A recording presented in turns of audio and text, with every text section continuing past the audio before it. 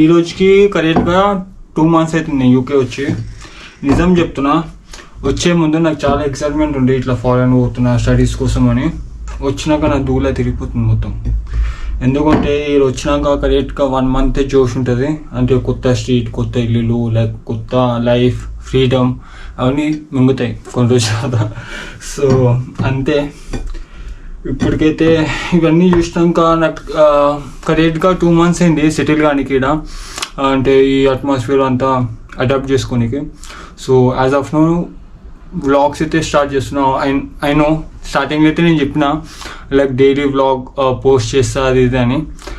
But ఈ వచ్చినాక situation ఎట్లా అయిపోతుంది అంటే ప్రతి ఒక్కరికి లైక్ క్వశ్చన్ మార్క్ లాగా అయిపోతుంది. లైఫ్లో క్లారిటీ ఉండదు, ఎందుకు వచ్చినామని క్లారిటీ ఉండదు. ఫ్యామిలీకి అయితే చాలా మిస్ అవుతాం. సో నేను కూడా మిస్ అయినా, తెలీదు ఇంకా.